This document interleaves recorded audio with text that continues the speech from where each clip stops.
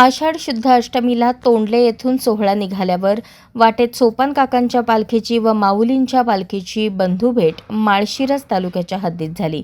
दुपारच्या भोजनानंतर टप्पा येथे माऊलींचा पालखी सोहळा विसावतो। याच वेळेस सोपान काकांचा पालखी सोहळा शेजारून पुढे जातो। सोपान काकांचा रथ माऊलींच्या रथाशेजारी आल्यावर थोडा वेळ थांबतो। यावेळेस दोन्ही संस्थानांकडून परस्परांना नारळ प्रसाद दिला जातो।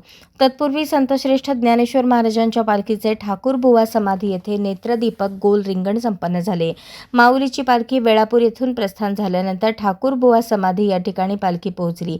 या ठिकाणी संत ज्ञानेश्वर महाराज पालखीचा माऊली माऊली टाळ मृदुंगाच्या जयघोष करत रिंगण सोहळा पार पडला। रिंगण सोहळा पार पडल्यानंतर पालखी पुढे मार्गस्थ झाली। काही वेळातच माळशिरस तालुक्याच्या हद्दीत ज्येष्ठ बंधू सोपानदेव महाराज व संत ज्ञानेश्वर महाराज पालखीची भेट झाली। या दोन पालख्या एकमेकांना भेटल्या। यावेळेस उपस्थित भाविकांनी विठ्ठल विठ्ठलचा जयघोष केला। माऊलींच्या पालखी विश्वस्तांनी सोपानदेव यांच्या मानकऱ्यांना मानाचा नारळ प्रसाद दिला। बंधू भेटीचा भावपूर्ण सोहळा पाहून भाविक सुखावले। पुढे माऊलींची पालखी भंडीशिगाव येथे मुक्कामी पोहोचली।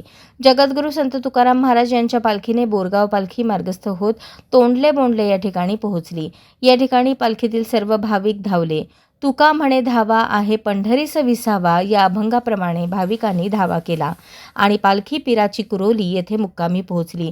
यावेळी संत ज्ञानेश्वर महाराज संत तुकाराम महाराज पंढरपूर तालुक्यात त्यांचे आगमन झाले। या पालख्यांचे पंढरपूर तालुका प्रशासनाच्या वतीने प्रांताधिकारी सचिन इथापे, तहसीलदार सचिन लंगोटे, गटविकास अधिकारी अमोल जाधव यांनी स्वागत केले। अशाच नवनवीन अपडेटसाठी जनता राज्य न्यूज चॅनलला सबस्क्राईब करा, लाईक करा आणि शेअर करायला विसरू नका।